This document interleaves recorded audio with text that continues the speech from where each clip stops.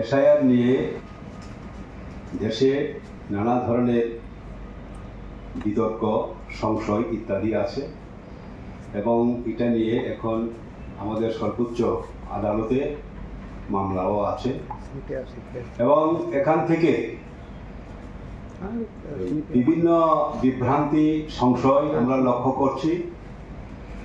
এই বাংলাভাষী হলে বাংলাদেশি, তাদের ডিপোর্টেশন বা পুশব্যাক করা, ইলিগেল মাইগ্রেন্ট ইত্যাদি,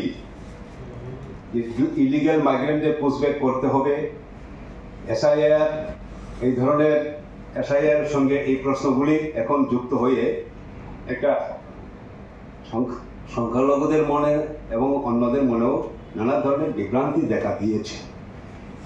এই সংশয়, এই উদ্বেগগুলো দূর করার জন্য আমরা সর্বদলীয় মিটিং আহ্বান করার জন্য ডিমান্ড করেছি এবং এখানে স্পষ্টভাবে আমাদের এই চিঠিতে, মেমোরেন্ডামে আমরা বলেছি যে আজকে এসআইআর এর প্রাথমিক প্রিপারেশন বলে যে কাজটা শুরু হয়েছে, সেটা যদি ফেক ভোটারদের আইডেন্টিফিকেশনের জন্য হয়ে থাকে এবং যদি এটা প্রকৃত ভোটারদের যাতে বাদ না যায় তার জন্য সব ভোটার, প্রকৃত ভোটারকে অন্তর্ভুক্তির জন্য যদি হয়ে থাকে, তাহলে আমাদের কোনো আপত্তি নাই। কিন্তু এখন বিহারের যে অভিজ্ঞতা, আমাদের 65 লক্ষ নাম বাদ গেল, এত এই রকমের তো আশা করা যায় না, এত সংখ্যা। কাজেই এখানে মানুষের সন্দেহ, এটা আসলে যারা শাসক দলের পক্ষে না, তাদের নাম ভোটার লিস্ট থেকে বাদ দেওয়ার জন্য এই এসআইআর প্রক্রিয়াটা করা হয়েছে। এই ধরনের কনফিউশন মানুষের মনে তো রয়েছে। আরেকটা বিষয় আছে, ইলিগেল মাইগ্রেন্টদের আইডেন্টিফিকেশনের জন্য এসআইআর করা হয়েছে।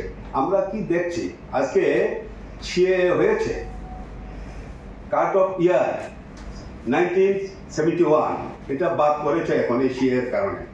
এবং লেটেস্ট যে হোম মিনিস্ট্রি, ইউনিয়ন মিনিস্ট্রির যে সার্কুলার এসেছে, সেখানে বলা হয়েছে 24 সাল পর্যন্ত 31শে ডিসেম্বর যারা এসেছে তারা সবাই লিগেল ধর্মের ভিত্তিতে।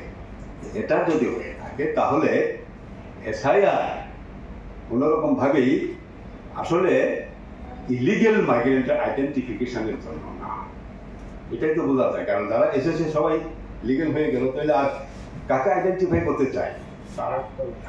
এই ধরনের কনফিউশন দূর করার জন্য আমরা আমাদের ডিমান্ড, যাতে ইমিডিয়েট অল পার্টি মিটিং করে মানুষের মনের যে এই বিভ্রান্তি, এই কনফিউশন, এই সংশয় দূর করা হয়, সেটাই আমরা ডিমান্ড করি।